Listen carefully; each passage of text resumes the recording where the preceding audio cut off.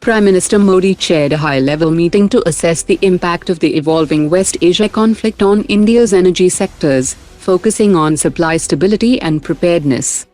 An American LPG cargo ship from Texas has docked at Mangalore, while a vessel carrying Russian crude docked at an Indian port, as India boosts imports to manage supply disruptions. Bengaluru-based Vayuvya Defence is developing an indigenous 4-kilonewton microjet engine for jet-powered drones. Indian Navy warship INS Nilgiri participated in exercise Kakadu in the Western Pacific hosted by Royal Australian Navy. The Defence Ministry is accelerating efforts to reduce reliance on foreign drone components, with a roadmap to build a fully indigenous drone manufacturing ecosystem by 2030, ensuring Indian companies hold intellectual property for scalable manufacturing. Armored Vehicles Nigam Limited has achieved 100% indigenization of engines for BMP-2 vehicles T-72 and T-90 tanks, eliminating dependence on Russian supply chains.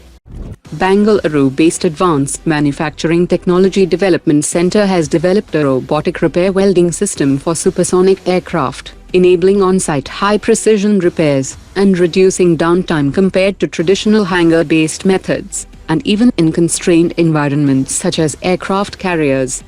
The DRDO has issued an RFI to develop quantum sensors for guided weapons that will help achieve very accurate strikes even without GPS, making them resistant to jamming. The focus is on making small tough sensors that can guide weapons precisely, boosting India's ability to strike accurately even in difficult conditions. The Indian Navy is advancing quantum communication, artificial intelligence and digital twin technologies to enable secure data-driven naval operations and improve resilience in electronic warfare environments. Hindustan Aeronautics has highlighted strong potential demand for the CATS Warrior Loyal Wingman, with Indian Air Force requirements possibly reaching around 100 units. Development is progressing with testing and integration, with first flight expected in 2026, while HAL prepares for scaled production with private sector support, and develop potential naval variants. Gas Turbine Research Establishment has directed Godrej Aerospace to begin delivering fully assembled Kaveri derivative engines from the third unit onward, instead of supplying engines in modular kits. This move is aimed at reducing integration timelines and building long-term production capability in the private sector, while GTRE will focus on testing, validation and certification for the Ghatak unmanned combat aerial vehicle.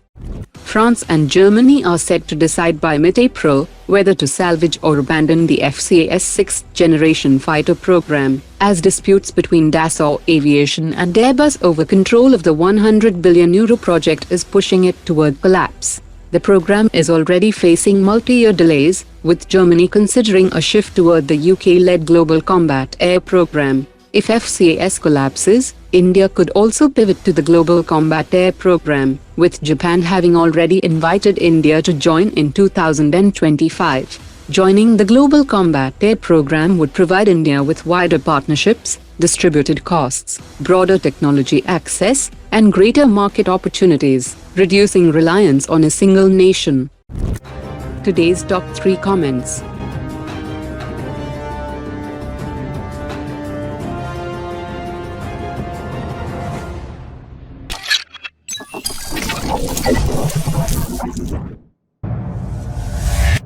Omar dropped it.